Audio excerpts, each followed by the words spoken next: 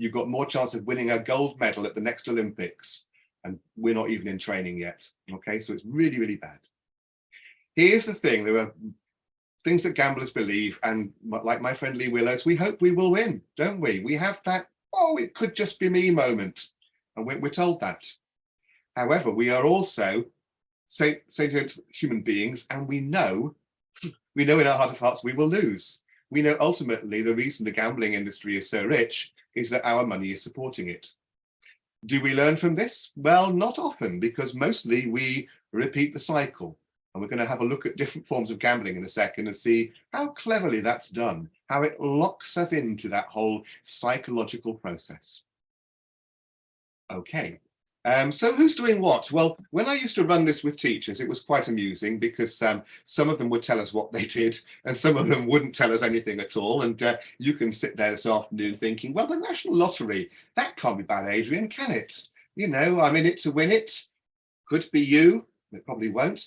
And it gives us, doesn't it, a dream of a holiday abroad, an island with golden sand and maybe a yacht. And it allows us to say goodbye to our commute and our horrible work. And people say, well, that's not a bad form of gambling because we're doing good with it. But interestingly, the National Lottery has a lot of addicts out there, a lot of people who are absolutely addicted to the lottery. They will spend more when there's a big win coming up. And actually, however your lottery works, most people in this country are locked into 6 numbers, and God forbid they should unlock one week and then those numbers should come up. So psychologically, we're locked in forever, and we do it by direct debit, so we don't have to see the damage we're doing. Scratch cards, wonderful. There's a picture of one. They've become wedding gifts or wedding table kind of ornaments. You know, you go to a wedding, you don't know what to talk about. What would you do with £100,000? Gets the conversation going. Grandma sends them as a present to granddaughter, grandson. And yet, again, we know from experience, this is pretty bad. The casino, I was there only on Saturday, researching. I watched from the balcony and I watched people putting hundreds and hundreds and hundreds of pounds, which disappear inside the table, never to be seen again. But it's romantic, it's sexy, it's cool. Why would a young person not want to be seen at the casino? It's a lifestyle choice, isn't it, gambling? Horse racing I've mentioned, but you try going to a horse race and not putting any money on a horse. It's as boring as everything. A horse beats a horse beats a horse every time. Surprise, surprise. And the other things that are there, online sports betting. We talked about the older gamblers, young men 18 to 25, they love their sports betting. And now you can bet in multiple ways. You know, you can bet on corners being taken, on VAR results, on everything, you know, from being sent off to staying on. Bingo. Remember when bingo was an old ladies game traditionally? It's been reinvented now. You might have heard of bongo bingo. Students are playing bongo bingo. They go for a bit of a rave and then they go for a bit of bingo. It's just money disappearing again, isn't it? So there are loads of things out there. You might say it's almost what's your poison in terms of how you want to lose your money. Okay, so why do young people gamble? Again, I'll just run through this quickly, but risk-taking, as a lot of you will know, and a lot of mention will be this afternoon, you know, young people at 15, 16, 17, they have a higher risk-taking thrill allowance, don't they? They want to take more risks, whether it's gambling, alcohol, fast cars, whatever. And the thrill is also there.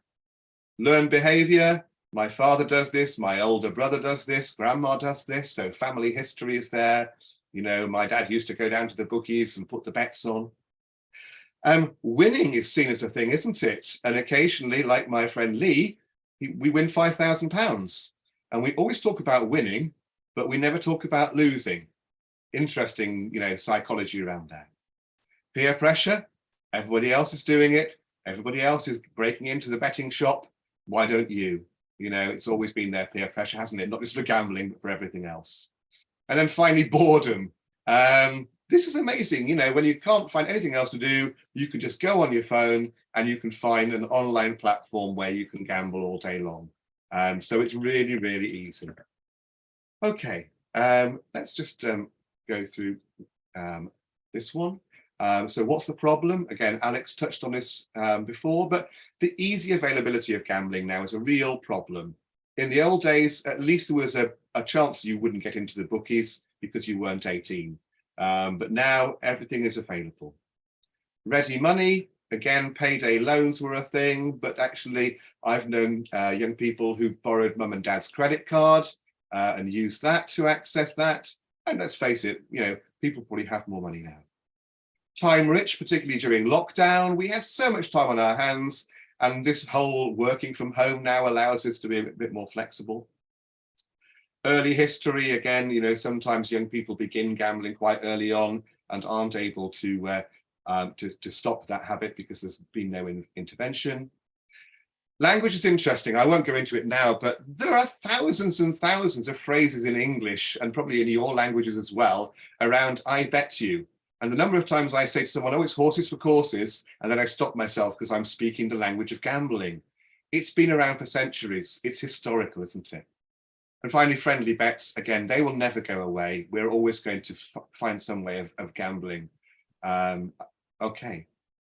Student life again. I went to a university very early on with my gambling education hat on, and the chief executive of the student union, he said, why have you come here? He said, there's no point doing gambling training here. We haven't got a problem. And I said, well, you probably have. And I said, wouldn't it be better if responsible leadership meant that actually you did do the training and then you wouldn't have a problem? Sadly, it wasn't a convincing argument for him, but it should be for us this afternoon, because students have full bank accounts, don't they? They get all that money.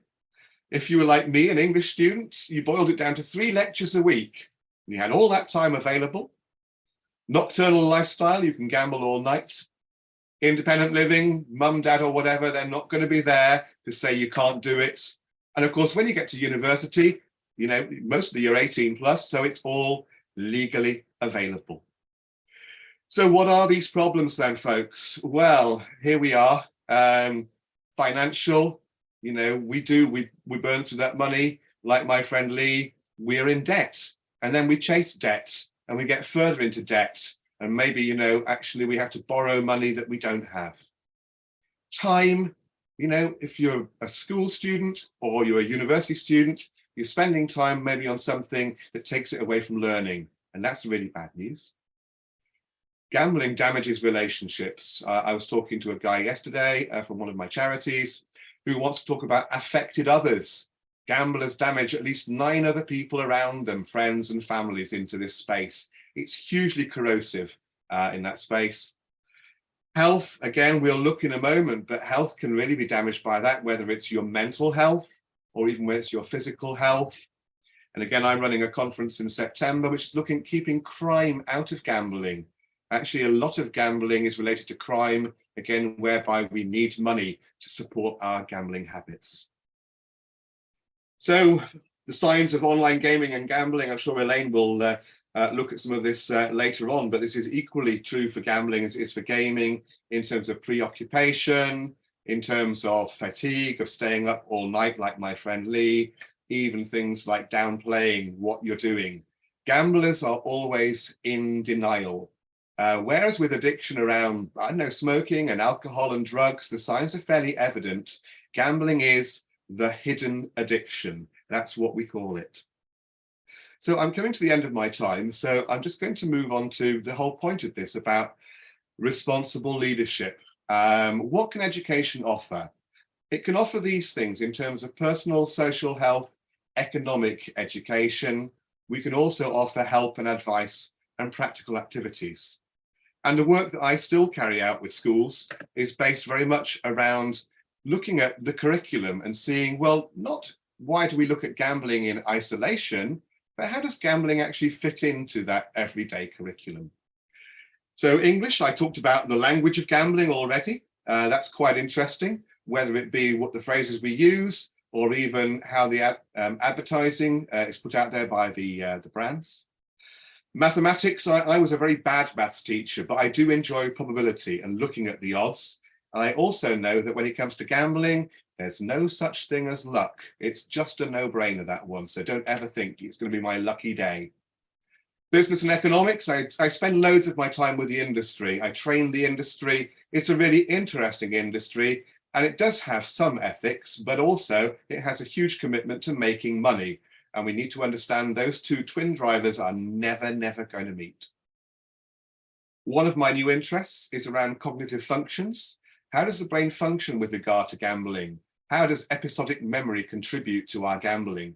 How does our reaction time preoccupy our gambling? And science is really interesting in this space. So there is a science lesson there as well. And finally, Julie asked me, is this only about the UK, Adrian? And I said, absolutely not. Although Europe is quite similar in the way it gambles, America is changing. It's only just gone online, but it's had its massive casinos for years and years and years. You just think Las Vegas and what that looks like. But other places like China, the Chinese are the gamblers supreme, and yet there is not a single casino in China apart from in Macau. Australia, they're obsessed with what they call pokies. And if you didn't know, pokies are fruit machines. You get the idea, you're poking a coin into them. So gambling is global, but it's also specific to some particular areas.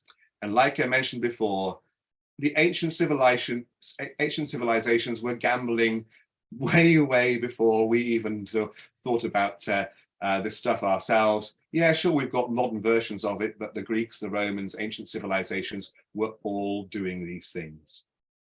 With my training, how do I get the message across? Do I tell people, do not gamble? This is a bad thing?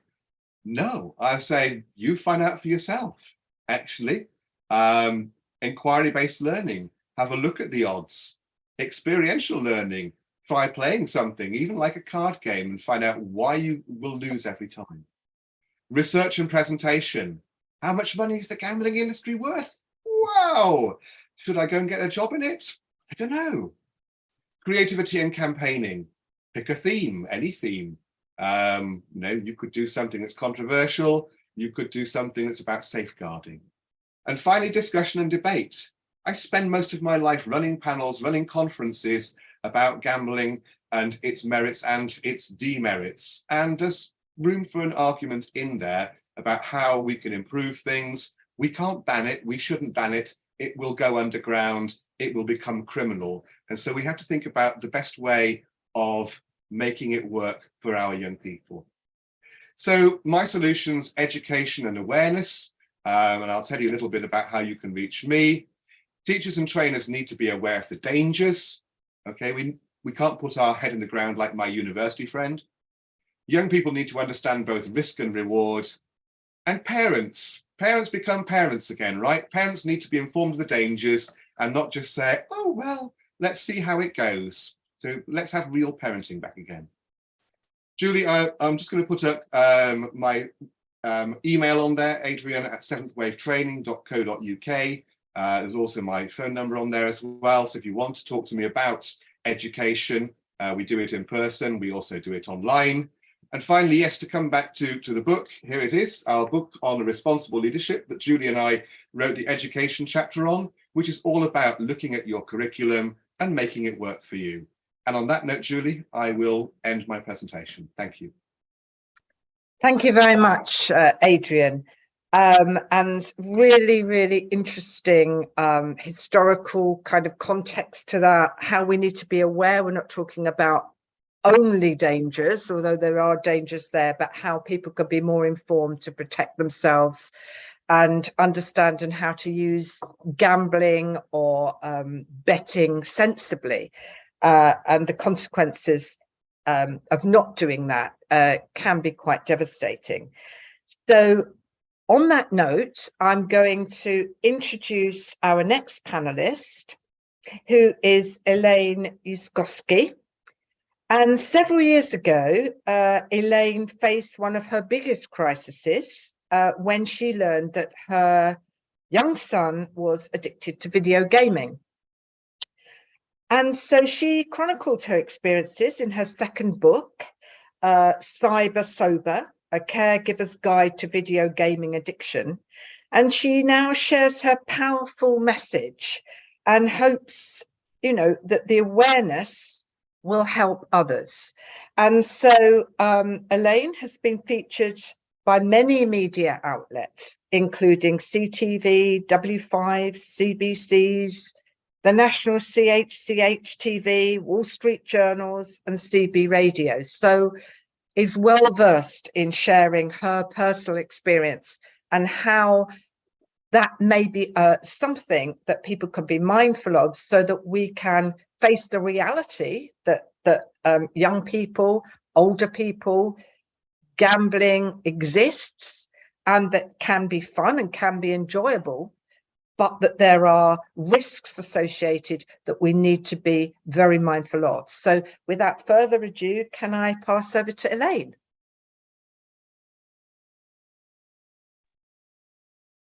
Thank you, Julie. Oh, there we are.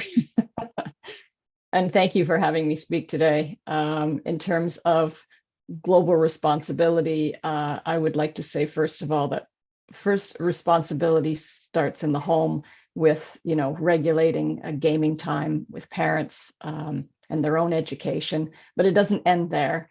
I think that doctors and therapists needing more training, like the intent clinical training that's available for gaming addiction, so that they know and are aware of the 9 signs and can start flagging children that are at risk early.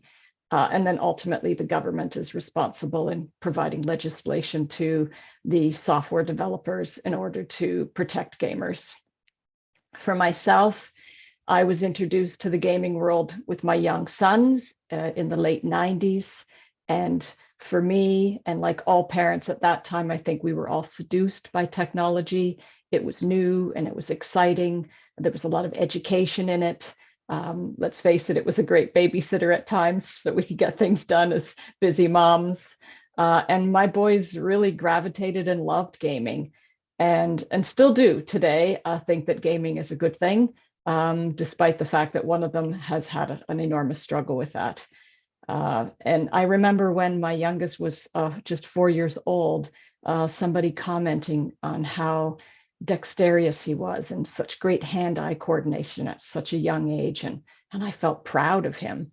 Little did I know what that would lead to later on.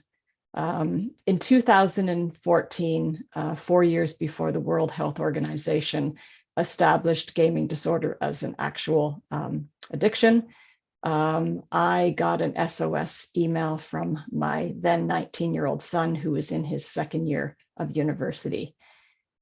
He had in his first year come home at the end of the year and said that he'd had a great year at school, that he'd passed everything, and took my husband and I out for a celebratory dinner and paid for it. And we were so happy. But during that summer, I did notice that he was only working part-time. He wasn't looking for a full-time job for the summer. And he was spending an enormous amount of time in his room gaming. I did at one point approach him about it, and he got very angry with me and said, this is my last summer that I have free. I'm in a co-op program, and so I'm either going to be in school or working for the rest of the summers after this. And I just want that 1 year as a break. And against my better judgment, I agreed to let him have that free summer. And it was probably the biggest mistake I made. He then returned for 2nd year, and I started to hear less and less from him. And I started to get this mom kind of spidey sense, gut feeling that something was wrong. I started asking questions, because when the odd time that I did see him, he looked like he was losing weight. He had a smell to him that wasn't pleasant. And of course, he said he was really busy. 2nd year was harder than 1st year, and he didn't have time to eat as much. And yeah, I'll take a shower. I just have no time right now. Eventually, he started returning texts at 3 o'clock in the morning. And so I said to him, are you even attending school? You appear to be a bit of a night hawk. And of course, his answer was, I'm up late working on an assignment. So I think because there wasn't a lot of education and a lot of people weren't talking about video gaming addiction at the time, he was able to fly under the radar. And I didn't suspect that was the problem. But on October 31st, 2014, I received an SOS email from my son that was very upsetting. And he had explained that he had not gone to any classes for 2 months, that he was holed up in his dorm room, He was gaming through the night. I later learned that he was gaming up to 16 hours at a time. He would game until he would pass out, and then he would wake up and start all over again. He said that the university had caught up with him. He wasn't a registered student, so he couldn't live in residence unless he attended classes. And he had 3 days or they were going to change the locks on his door. So he wasn't calling to tell me he had a video gaming addiction. He actually thought he had a time management issue, which is very common with gamers. There's a lot of denial. I knew by his email that he was in a very, very fragile state, that he felt an enormous amount of shame for not attending classes. And so I picked up the phone and asked him, what did he need? And he burst into tears and said, I need you to tell me this is going to be okay. I said, we'll make it okay. I didn't know what that was going to look like, but I'm mom. I'm supposed to say those kinds of things. So I got in my car and I drove an hour to the university. And when I got there and he opened the door, I finally opened my eyes. And it was a shocking, shocking moment for me. There stood my 6'2" son, and he had dropped to 127 pounds in weight. He had facial tics. He had tremors. His face, which was normally squeaky clean, was a mess of acne. His hair was greasy and he smelled horrific, and his dorm room smelled horrific. I literally hugged a sack of bones and it was terrifying. I brought him home immediately and we had a long talk in the car on the way home. We had more conversation in our home, and I put the pieces together myself and realized that I thought he had an addiction problem. So I required him to detox, and that was extremely difficult for both of us because he was in such a fragile state. I always feared he might still take his life. I monitored him 24/7. He had terrible headaches. He was more agitated. He felt more depressed. I'd taken all his online gaming friends away from him, so he was grieving that loss. He hadn't engaged and made friends at school. He felt very isolated and lonely. And he was ashamed that he wasn't succeeding at school and he was living at home with his parents again. He did go to the doctors immediately because I was concerned about his health as well. And he was diagnosed with severe anxiety and depression. He opted not to do medication. And because he was an adult, I had to respect his wishes. And so I decided that I would take him to my fitness classes with all the other middle-aged ladies. And thankfully, he agreed to that. And within a couple of weeks, he started to feel the changes in his body. He started to feel proud of himself that he was doing fitness. It did help to elevate his mood and take the edge off. I got him busy. And the doctor had suggested that he see a therapist, and we were lucky enough to see one immediately. It wasn't an addiction specialist in therapy. And so unfortunately, my son was able to manipulate him through 8 weeks of counseling and convince him that he didn't have an addiction. In fact, the two of them came up with a chart that showed where he could fit gaming in when he returned to university for the next semester. I was horrified. But again, he was an adult, didn't really have a lot of control of that. So we sent him back for second semester to catch up on what we learned was the 3 credits he had failed in first year. So that was a lie. He had lost the co-op program. So also needing the summer off was also a lie. So we asked him to go back and get the 3 credits that he lost so that he wouldn't fall 2 years behind. He agreed, he felt ready, and off he went again. Same thing happened to me the first week he was there. I got that gut spidey sense that moms get that something wasn't right. And so the first weekend free, we went to the university to check on him. And as soon as he opened the door, I knew that he had relapsed again. Same symptoms, losing the weight again. The tremors were back. He hadn't showered all week. So I brought him home again. And we had a long conversation about what the issues were for him. He'd been bullied when he was in middle school.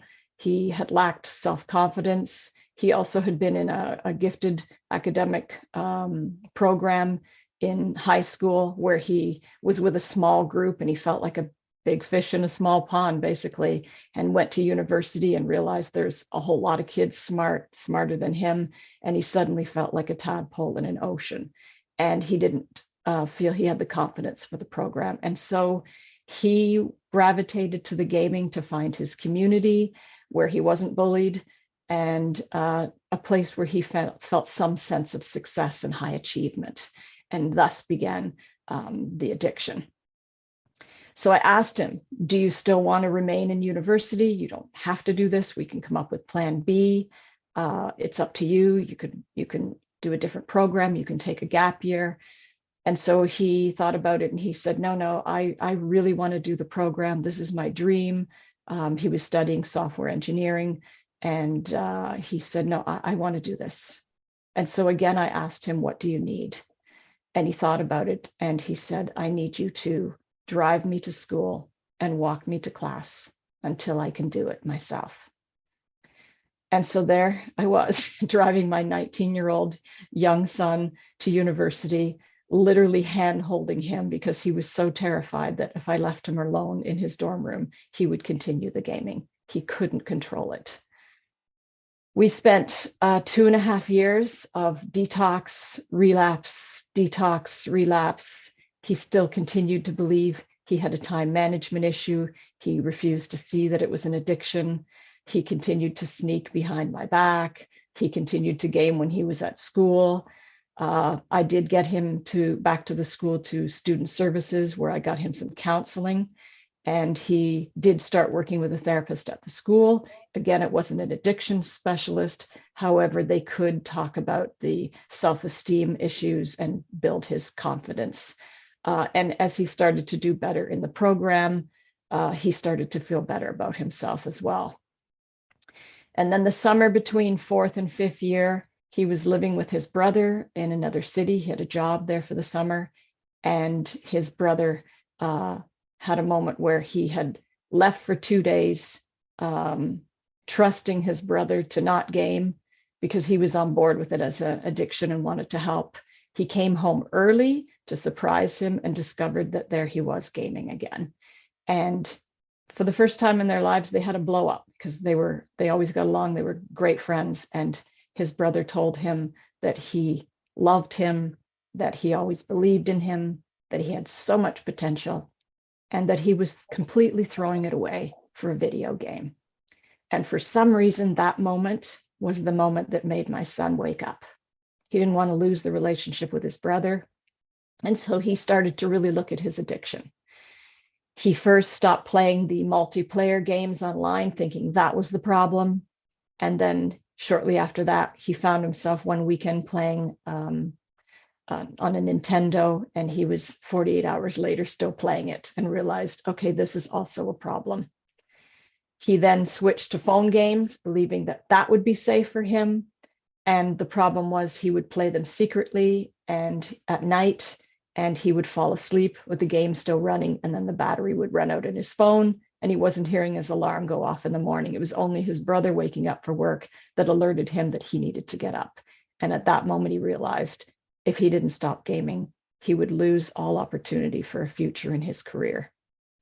And so that was 6 years ago this month that he made the decision to no longer game. We created a recovery program for him where he checks in with us. He's very good about the times where he feels like he's spiraling down and feels tempted. He always reaches out for help. Sometimes he comes home and stays with us for weeks at a time, just till he gets a reset button and feels safe enough to return. He lives on his own. He completed his university degree, and he is working very successfully as a senior software developer. And he has been sober for 6 years now. Sometimes he speaks with me. He's thrilled that his story can help even one other person. And yeah, I'm super proud of him. And so I again state that parents, regulating your children in the home is where it begins, but it is certainly not where it ends. And there's a lot more that the government can be doing to hold gaming companies accountable, and doctors and therapists can get on board and learn more about gaming addiction and what the signs are. Thank you. Thank you very much, Elaine, and thank you for sharing such a powerful and personal story, because I'm sure there are a lot of people out there who may know young people or older people with these hidden addictions that may not pick up the signs, just as we all may not have picked up the signs, and how fortunate your son was to have a supportive network around him so that he could recover. Unfortunately, there are many young people out there who don't have that network, and so will rely more on external factors to support them through. Hence the need for awareness, training, regulation, and so on to support people out there with this particular kind of addiction. So thank you very much. Thank you. Our next panelist is Sebastian. And, Sebastian has worked with the IRL, and we know Sebastian very well. He is the program manager at the Global Surgery Foundation. And very interestingly, he co-founded the YM 2030, which is the initiative 1 million youth leaders for sustainable development beyond 2030. And it was a unique movement by the youth, for the youth, to drive awareness on young leaders as change makers at this present time. And in 2019, the initiative was officially launched with remarks by the United Nations Assistant Secretary, Mr. Nico Steph. Now, also, I think it's important to say, and Sebastian will enlarge on this particular point, that we're not talking about preparing youth for the future. The youth are now, the youth are today, they are change makers today. So without further delay, I will hand over to Sebastian. Thank you. Thank you very much, Julie. I'm just going to pull up my slides here. Here we go. Yeah, thank you, Julie, and welcome also from my side to all the participants joining today. Thank you for being here. I really enjoyed the remarks so far by the fellow speakers, Adrian, Alex, and Elaine, and thank you, Elaine, for this very personal and emotional experience you shared and the important work you're doing. And I'm actually very glad about the positive outcome in the end. It's always really a pleasure to join these events by UNITAR and the IRL. As Julie mentioned, we know each other quite well. And I'm actually quite grateful that you are giving youth leadership such a high-level venue at the UN. So thank you very much for inviting me to join today. So Julie has already mentioned this briefly, and many of you have probably heard me say it already, but I would like to emphasize it because I feel it's quite important in framing this short talk I'm giving in the context of today's event. And that is that there is this common misconception that youth are the future, but they're actually not the future. And I think it's time that we stop talking about youth as symbols of futuristic hope, and instead let's acknowledge them as actors of the present who need and deserve to be actively included into society. And actually, I think it's us as a society who needs the youth and their unique contributions.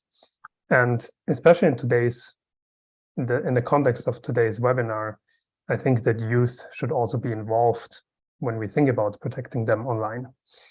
And to finish up with this slide, a key factor behind this development, so youth being, not the future, but the present, is actually how the internet has revolutionized and in some way democratized the way that we lead. And it has actually changed what leadership means today. So today, more than at any time in history, the impact young people are having is tangible, it's real, and it's happening now and not tomorrow. So in this age of online youth leadership, it's not the youth who are the benefactors, but it's society that can benefit from online youth leadership, but only if it is responsible. So for today's topic, and particularly in the context of protecting youth online, it's quite important that we consider a very specific type of leader. And that is a leader who has not received much attention as such, but one who nevertheless plays a very key role in making online spaces safe or unsafe. So just for a second, I would like to invite you to mentally picture a leader. Who are you thinking of? Who are the first persons or the first person who comes to your mind? And I think probably it's quite likely that, you know, many of you immediately thought about Greta Thunberg or Malala. And of course, those are really excellent choices. And in many ways, they're actually representing the ideal youth leader, and arguably even the ideal responsible youth leader. And of course, they're such perfect examples because of the amazing work they're doing and the impact they have. But today, I don't want to speak about Greta Thunberg or Malala. So instead, and quite intentionally, I would like to speak about another type of leader, and one that is not normally acknowledged as such, one who could benefit from our help as much as we could benefit from theirs. And that is also true in the context of protecting youth online. So as mentioned earlier, the internet has enabled anyone to voice their opinion and to launch initiatives, campaigns, or products, and to do so without having access to many resources. And if we think about the rise of social media in particular, this goes hand in hand with the rise of this new kind of leader I'm talking about. And of course, I'm speaking about social media influencers. So you're very likely familiar with influencers, and essentially these are people who have built a large network of followers, and in some ways are regarded by these followers as trusted tastemakers in their niche. And of course, anyone can be an influencer. It could be a university professor, it could be a high school student. And at the same time, it's not a coincidence that the young generation is quite heavily represented in this field. So I want to ask another question. Have you ever heard of Emma Chamberlain? And I hadn't heard of her until I started researching the topic a little bit more around a year ago. But trust me that when I say many, many people have heard of her, and when she posts on Instagram today, it's likely that over 1 million people will actually engage with that post. And that means that several more million will actually see that post in their feed. So since we're at the UN here at this webinar, another question is, how many likes do you think Antonio Guterres, the Secretary General, gets on a post on Instagram? So when I checked earlier today, he can be quite happy if he gets around 10,000. And of course, that's a joke. I don't think Mr. Guterres should care very much about his likes on Instagram. However, there's something to be said about getting a message out and getting it to the right people. So when we're talking about protecting youth online, this means meeting youth where they are. So I think there's a lot of potential, for example, in recruiting the Emma Chamberlains of this world in our effort to protect youth online. Because not only do they reach incredibly large audiences, they also reach the people who we need to reach. And quite frankly, the UN, for example, traditionally doesn't reach these type of audiences. So in addition to some of the dangers that youth face online and are actually caused by influencers, some of the dangers that youth face online, of course, caused by influencers as well. So, you know, considering influencers as leader is one thing, but we need to ask the questions if there are responsible leaders or not. So in that sense, I'm quite happy to have this opportunity to discuss this topic in today's webinar. So this slide is about why we should partner with influencers. And I wanted to speak a little bit about why influencers could be considered leaders. Indeed, they have shown to have quite similar effects on people's opinion as more traditional leaders. And in the marketing world, you're probably familiar with what is going on there in terms of influencers they're quite an established force there already, and actually $1 billion business.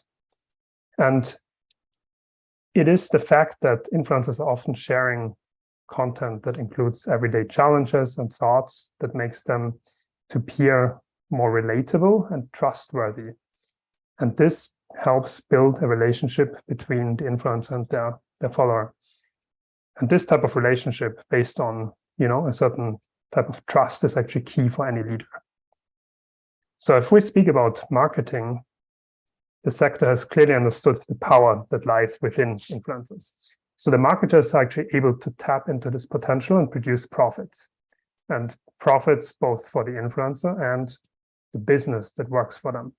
So I think the UN, or actually any, social impact organization in general, could do something similar. For example, in helping protect youth online. But in this sector, at the UN, more than in any other, we need really trust-based relationships, and the margin for error at the UN is quite small.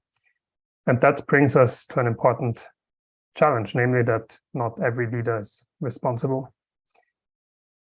So the question is then, if influencers can be considered leaders in the traditional sense, are they what we would consider responsible leaders? Or could they be? Under what circumstances could they be? In the context of today's topic, what is the impact that influencers are having on youth, and how could we leverage that for good? Despite being quite popular and trusted by their followers, overall influencers actually have an image problem. So your first reaction when I say the word influencer at the beginning of this talk was probably negative. And there are actually very good reasons for this. And I'm not even talking about the behavior which could, quite often be considered just annoying. Because influencers are often not acting responsible, the impact on their followers more often than not, is simply problematic. Just a week ago, I read about a new study that explored the impact of fitfluencers. So those are influencers in the fitness sector. And people who follow these individuals probably do this because in some way they want to get tips and insights on a healthy lifestyle. But the study found that these fitfluencers are actually more damaged than good in their followers.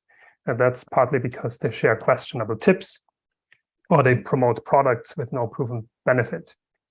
And, in many ways, you could say they're not acting responsibly. And of course, in the context of youth, we know that unrealistic body standards can contribute to body dissatisfaction or eating disorder.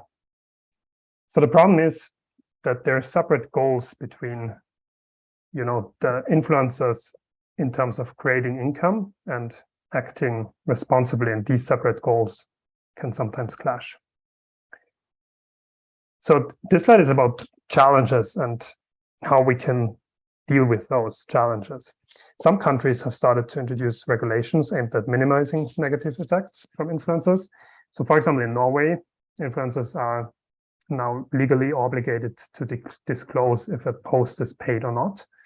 In India, the court decided that influencers cannot make statements with the same freedom available to an ordinary person. And just very recently, a couple of days ago, I read about legislation that is coming out in France that basically forbids influencers from promoting certain products or ideas, such as sports gambling or cosmetic surgery. And then if you think about the tech side, some of the major social media platforms, so such as Instagram, for example, they're also starting to take influencer fraud more seriously. So Facebook, YouTube, they introduced disclosure guidelines for posts containing branded paid-for content. And then lastly, on the corporate side, the brands or companies working with influencers, they have also started to tighten the rules around how they engage with these influencers. So basically, there's three challenges in this context. And the first one is the regulation is never enough. And that's especially true in the internet because it transcends governance of nation states. There are always gaps in regulation related to the work of influencers. So for example, if we think back to the example of France, it would be very difficult to make sure that influencers abroad comply with the regulations for an audience that is based in France. The second challenge is the increased scrutiny by industry and governance actually poses a threat even to influencers who may be acting responsibly, because they might be losing out on business opportunities or simply be faced with tougher rules. And then the third point is that the negative connotations associated with influencing also risks that brands that are working with influencers will struggle to identify trustworthy partners they can engage with. And of course, coming back to the UN or social impact organization in general, this is a particular important point. So again, with the UN, I think it is a shame that this barrier exists, because there are a lot of reasons to partner with influencers, and in particular in an area such as protecting youth online and protecting them also from the negative effects of influencing. So I believe what we need is a mechanism that can facilitate a trusted partnership with influencers and, on the other hand, the UN or other similar organizations. And in the corporate world, of course, this lack of trust is nothing new. So if you think about businesses, there are governance gaps surrounding some of the negative business externalities. And often there's a similar lack of trust or common language between the business world, the private sector, and the UN. And the good news is, in this world, we have some frameworks that exist to mitigate these effects and indeed facilitate the trusted partnerships between the private sector and social impact organization. So for example, you're all very familiar with CSR, corporate social responsibility, and this has indeed become quite an important part of doing business. And the UN has a mechanism in place to facilitate the dealings with the private sector, and the UN Global Compact is, of course, the most prominent of them. So the UN Global Compact clearly meets a need, which is, again, the creation of trusted partnerships between the UN and the private sector. And I'm quite happy that in his opening remarks earlier, Alex mentioned self-regulation, because we could imagine, a similar mechanism for responsible online leadership, which is designed to help facilitate a new kind of partnership between influencers and organizations such as the UN. So influencer social responsibility, or ISR, could be a self-regulating business model that helps an influencer be socially accountable to themselves, their stakeholders, and to the public. And also, in a similar fashion, it could help protect youth from negative impacts of influencing, and even from the impact of unrelated topics by reaching them with important messages where they are. So very important to highlight here is that, very similar to CSR, I think ISR would really need to be not about charity or philanthropy, but you would need to position it in such a way that it is putting the creation of additional value for all involved front and center. And here's some ideas how this might happen. The number one point here is influencers could reduce business risk and open new markets. Number two, social impact organizations could benefit from influencer outreach. And number three, reducing some of the adverse effects of influencing and unlocking the positive potential within it could benefit society as a whole.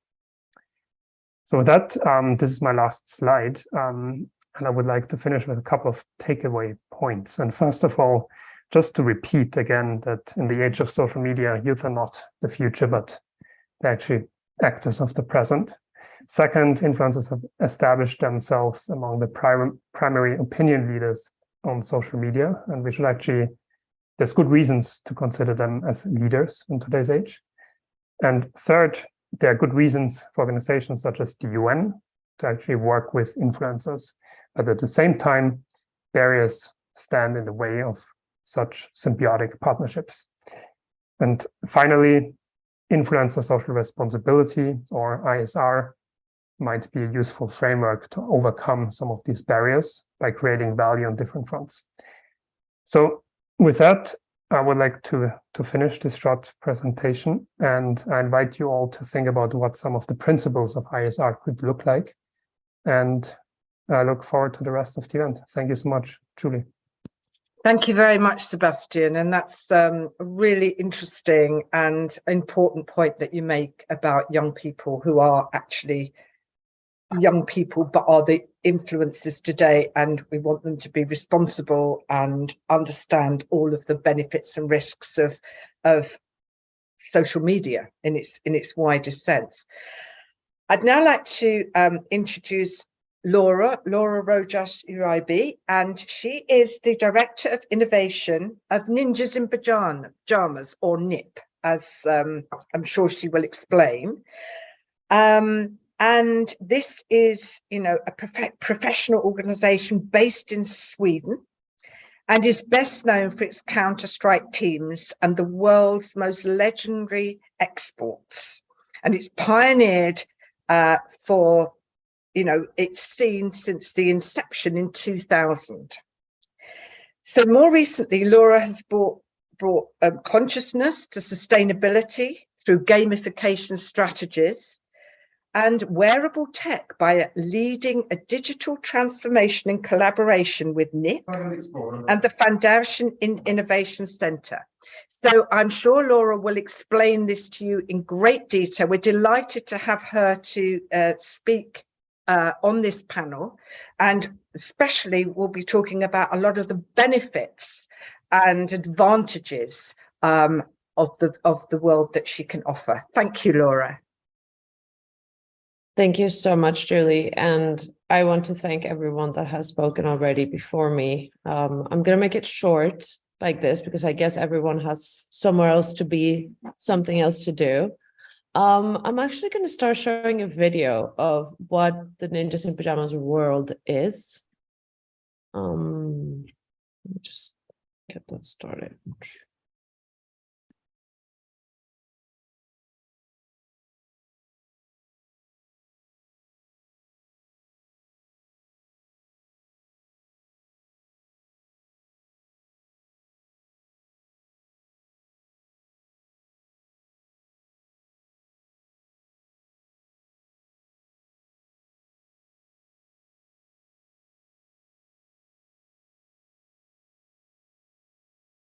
Laura, is there a sound with this? You can't hear the sound? No. Oh my gosh, I'm so sorry. Okay, hold on. Let me see what has happened. Let me try it this way. Hold on. Well, you missed out like the best part, so I need to start it again. Can you hear it now? No sound? No, maybe you could summarize it for us. I mean, okay, so basically it's it's one of the best videos that we have ever made because it compiles 20 years of history, 3 different rebrands, and 3 different, like, over 200 trophies that we have raised over the course of our history. I mean, I'm so sad that you can't see them. It's so beautiful because it actually just shows you winners, like ninjas. We can now hear. We fall. You win, you lose, you learn how to manage your emotions, you regroup, you find a way of like creating a little community. Your fans, they become your friends become also your little family. So it kind of becomes a little bit of a more holistic kind of thing. Since everyone has spoken about very concise and precise points on like good things about and bad things about, I'm going to talk about the benefits of gaming. I come from fashion. I had no idea that this world existed before I started to work at Ninjas in Pajamas. Personally, probably like a couple of people like you, I actually thought that people that played video games, because of what I have been told in the media, they were aggressive or they were a little bit like unstable, and like you never really know, you hear that like shooters in America go into malls and they're like, yeah, it's because they played San Andreas or like Grand Theft Auto, things like this. I had that perception as well when I started to work at Ninjas in Pajamas. soon after, when I actually met the players of Counter-Strike, I realized, yeah, they're introverted, but they're also very sweet people. I actually don't even think that any one of our players in the 19 teams that we have all over the world would even kill a fly. And I don't say that lightly. They will probably see the fly and be like, no, I'm just not going to touch it. So that misconception that we have about aggressive games that have like the connotation of being violent, well, it's not entirely true into that, when it fits into that particular segment. One of the really cool things that I thought that I've learned while working in esports is one of the best things that has gaming is that it increases your reaction speed. Some of us are like, well, I don't really need to be quicker. I'm not a tennis player. I'm not like a paddle player. But maybe if you're going to fall, maybe it's quite good to have good reaction times. If you're in a danger situation, you're able to see around you and things that are happening around you. It makes you more aware. So that's one of the really good things that I think that response times has and gaming has. Another interesting thing is being in a team. Most of the games that we play are not solo games. They're usually multiplayer games and games where you have to be with a larger audience and you have matchmaking, whether if it's Counter-Strike, whether it is Rainbow Six, whether it is League of Legends, any of those games require for there to be a team. What happens in a team? You have to talk to each other. You have to be able to interact with each other and be like, well, how about you go left, I'll go right. Maybe you're better with a rifle, I'm better with an AK, or I'm better like going mid lane or taking the jungle. So you obviously have to communicate, and to create that, you need skills, right? Another amazing thing that gaming can bring is learning new languages.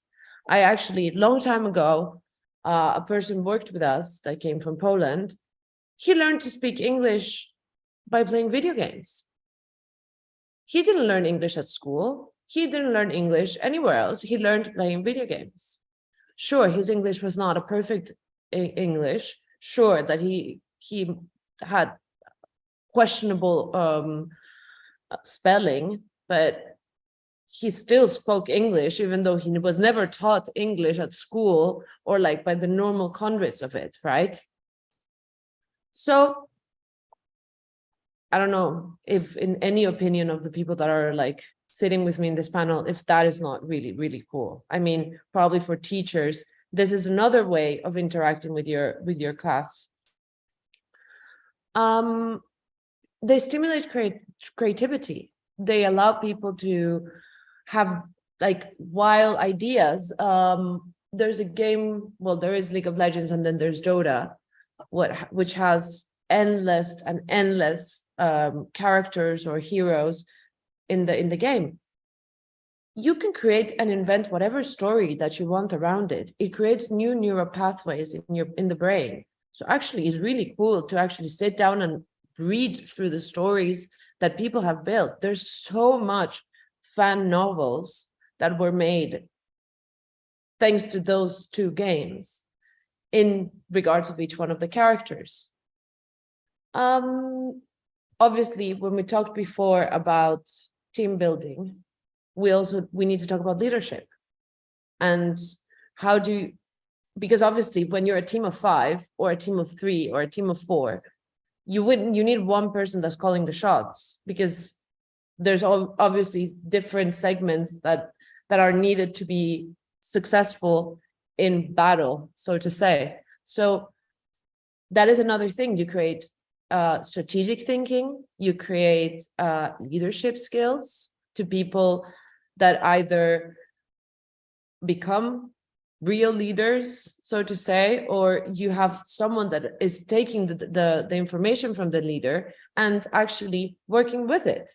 Like where to go in a map or what side to take. That's another one of a very interesting ways of thinking of cool things that games can do. And then you have obviously critical thinking. If you walk down that path, you might fall and your character is going to die. So maybe don't go there and get shot everywhere. So I think that, sure, there's a lot of dangers in playing video games, but so there is drinking alcohol, going outside your door. There's dangers in everything when it's not done in moderation. Yeah, you need to also educate your children, just like I was taught, maybe don't sit down and drink alcohol all day long. Maybe that's a good idea so you don't become an alcoholic. And I really enjoyed what Adrian talked about the effects of gambling, but also the effects of gaming. Gaming can be very beneficial in many different aspects, but also gaming can be damaging, of course, as we heard from Elaine, what's her name? So in a way we kind of need to make people aware of that. And that is one of the things that we have worked as well with. We have discussed, there's a lot of discussions in the gaming industry on how to actually make people aware. Don't game 16 hours. Balance it out with other things. Don't stop going to school because that's just dumb. And then afterwards, you're just going to end up with nothing else to do. But yeah, that's pretty much what I have to say about this. I don't know if it gives you a bit of an idea of what we do at Ninjas in Pajamas. I mean, we do work with very, very, very young people that are in the ages. I mean, our fan base starts at the age of 14 and it goes up to the age of 45. And we have direct contact with a lot of people. Okay, well, thank you very much, Laura. And I would like to just sum up by thanking everybody on the panel for all of their contributions. And I think it's important that, as Alex said at the very beginning in his introduction, that there is always a balance of a benefit and a risk. And it's about self-regulation, and it's about awareness, as we've known from a very powerful and personal story from Elaine, and as Adrian has taken through the history of gaming and how that affects us in society now. Sebastian has also really, really raised the point about the fact that youth is today, and we have to live in the society, and the fact that it's a reality that we have social media, we have gaming. There are lots of benefits from it, including, I know that Laura mentioned about team playing and communication and education, but it's also fun. And it doesn't mean necessarily that, you know, we need to be careful to avoid our stereotypes and stereotypical views about, oh, well, you know, if it's violent, then people are going to be violent and so on. There is about self-regulation, it's about education, and above all, it's about that responsible leadership of making sure that we have appropriate safeguards in place for people who are able to use these facilities, especially young or vulnerable adults, or indeed anybody, so that they are protected and aware and it's properly regulated. So I would like to thank you all very much. And if there are any questions, please do email with the email that you were provided with, and I will do my best to get back to you with anything that you want to ask, because it's now coming up to 4:30, so we would not have time to particularly take questions. I have noted the things down on the chat show, but thank you very much for all your fantastic contributions, and really look forward to meeting you again next